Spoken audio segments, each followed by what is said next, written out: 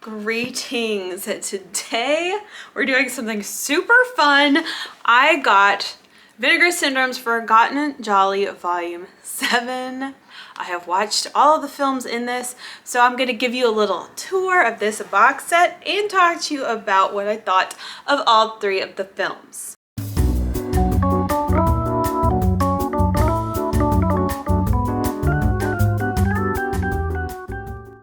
So, you may know that I love Obsession, A Taste for Fear. That's right. You may have seen my review video I did maybe like a year ago. And I have been saying this is gonna get a restoration and a proper release. Like, I know it is. It's inevitable. I called it. And y'all called it too, okay? Some of y'all called it too. It wasn't just me. And now we have it. It has been released here in Forgotten Gialli 7. There it is. I feel very validated. I knew it would happen. Even still, I found myself a couple of months ago wanting someone to convince me to buy this. But before I started asking people, I realized that is freaking stupid, Katie, because you've been singing the praises of Obsession, and this is how you own Obsession, okay? So just do it. And I did. Now, I only have one other Forgotten Gialli set. I have the fifth one. I don't tend to reach for them because I usually only like to buy films that I like and that I know that I like, you know? So you're always kind of taking a risk with the Forgotten Gialli, especially because maybe they're forgotten for a reason. Who knows? But I am pleased to say that I really do enjoy this whole set. Well, first let's talk about Obsession. It is a late 80s sci-fi giallo about a photographer. She's like erotica photographer. And some of her people start getting murdered and it gets filmed. It was really fun, a really great way to incorporate technology of the time into that film, and it is really prominent for its colors and its just surreal nature. The colors and the atmosphere, like the fog and all that, like, I love it. There's a lot to love about the movie. Anyway, you should check out my review if you haven't already. Here is what that cover looks like. I love it. I think it's beautiful, and it's a really nice representation of the visuals of the movie. And you know, their pictures are always so tiny. It's whatever though. And then, oh, that is so pretty. I love that. Oh, and we gotta remove the disc so you can see the whole image. Now, I know there's been a little bit of conversation about how this film looked on VHS versus other formats, or maybe it was Laserdisc versus other formats. The colors were very, very saturated and like blown out in some of the versions that we can find online. And I didn't do a comparison, you know, side by side. But when I watched this, I still feel like it communicated very colorfully. I feel like it looked really, really nice, and you could tell like it was vibrant. However, if I were to put them side by side with the other versions that I've watched, I might notice that it's drained more of color. I don't know. But regardless, I loved being able to see things with so much clarity. You can see. Like, you could see the guy's house with the water on the floor, like, it was awesome. I'm really, really glad that I own this, that I decided to get it. It's here, you guys. We have Obsession. I can't believe it. In my Obsession review, I did like a whole, like, if I put it in a 3-pack, what would I put it in a 3-pack with? And at that time, I had chosen Fatal Frames and Delirium Photo of Joya. That's not what got put in this 3-pack, but of course, we're talking about Forgotten Gialli here. So, in this set, we also got this film called Mystere. Its alternate title is Dagger Eyes. This is 1983. Okay, so I watched it and I really, really liked it. Let me tell you what it's about. This film is about a high-class prostitute known as Mystere. After Mystere and her best friend leave a client, a string of murders begin. Mystere is forced to team up with a cop to protect herself and to discover the killer. This is 80s glam. The fashion, the wealth, the 80s interiors, it is all just so nice for the eyes and the ears. And our leading lady, Mystere, played by Carol Bouquet, she was a goddess. She was so cool. So basically, this film is just all about her. Like, she's the purpose of this film. It's really just a spotlight, a showcase of this woman. But it does not disappoint. She's so pretty. She has such a presence and a really cool character. She's a very, very rich prostitute and just very unbothered. She has a really cool attitude. Oh, we also have Gabrielle Tinti and Janet Agron in this film, but the story is slightly unsatisfactory. I wasn't too happy with the direction or the resolution of it all.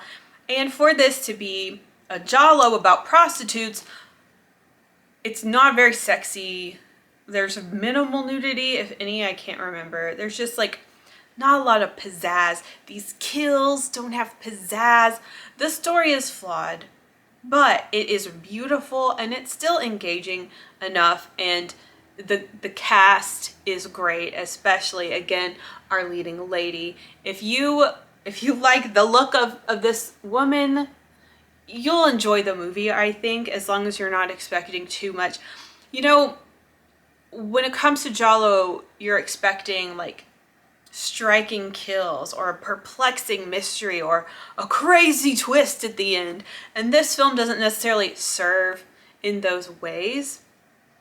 But maybe I'd say this is more for 80s fans than it is for giallo fans, because it has this beautiful 80s flavor to it. But in terms of the giallo elements, it's not that hard hitting. But I really liked this movie. And I would definitely watch this again. It's kind of this, it's just like a chill movie to put on. Here's the inside of Mystere, by the way. So I was like super pleased with Mystere. I was like, okay, awesome. I didn't know what to expect from the next film, which is Sweets from a Stranger. This is such a cute title. So here is that cover. Here's the inside of Sweets from a Stranger. Sweets from a Stranger takes us to the sex worker community in Rome. The women of the night are forced to assimilate once a serial killer starts targeting them, and the police aren't taking it seriously. This film was also just so good. I just love Italian prostitutes in these films. So again, we're in the 80s. So the glam and the style and the fashion is just so cool. And being that these are ladies of the night, they are dressed extravagantly. So the fashion show is great. But also the story is really, really cool. Watching how these women unify and kind of figure out the safety net of how they're going to protect each other and what sort of precautions they're going to put into place, because they definitely still have to work, even though there's someone out there trying to kill them. Oh, and by the way, this didn't have an English dub. So the other two do have an English dub option, but this one you will have to read subtitles. And that was slightly a con, because there's so much beautiful things to look at on screen, but instead you have to be like reading at the bottom. So sometimes I have to pause it so I can read and then stare. I love the women supporting women element of this movie. This is a movie for the girls. And compared to Mystere, I'd say Mystere had stronger characters and then Sweets had a stronger story. So this was more of like I don't know if an ensemble is the right word, but it's there's not like a main character that you get to know. Instead, you're just kind of like hopping around and kind of getting everybody's perspective rather than zeroing in on somebody. I think that the film also kind of humanized sex workers in a way that a lot of films don't. It was very like sympathetic towards them, and I thought that was really cool. This does have like a twist and reveal at the end, you know, that's actually pretty grim. So it's kind of weird because sometimes the film is lighthearted and like just fancy and fun, but it does have kind of a dark turn at the end. But I like that. I like when we get that darkness from the genre. I think this was so cool that, I don't know, it's like almost like it could be a show. Like I wish it could have been expanded in some way because it did feel very condensed, but this was a concept that was actually really interesting. But yeah, I loved Sweets from a Stranger and Mystere. And of course I love Obsession. So this set was just such a win. This is a very feminine set actually. So these films are all about sex workers. These two specifically being about prostitutes. Also, Sweets from a Stranger, it had like some nudity, but it didn't have sex scenes or anything, which is fine. But again, I was expecting these to be spicier, especially like these two in particular, because they are about sex workers, about prostitutes, right? This one, Obsession, is definitely the sleaziest of them all. This is a very erotic movie. And then these two were actually kind of light, Mystere being the lightest. So I love that there is a theme running through all of these, a similar theme. Honestly, I feel like Obsession is the one that is kind of the misfit of the set, but I'm very happy with the set. I think it's so cool. I love how it came together, and I love all three of these movies. I didn't give you a full tour of the box, I don't think. It's really pretty. I showed you this side, I think. Beautiful. And that doesn't have, oh, it does have something. It's very dark. There's the top. And as you know, when you open these, there's usually some secret art on the inside. Oops. Let me censor that for you. And that's it. Forgotten Gialli Volume 7. Would love to know y'all's thoughts if you have seen these movies or if you have this set. I think this is a pretty wise decision. I recommend. I hope you enjoyed this little tour and mini review. And I'll see you in the next video. Ciao!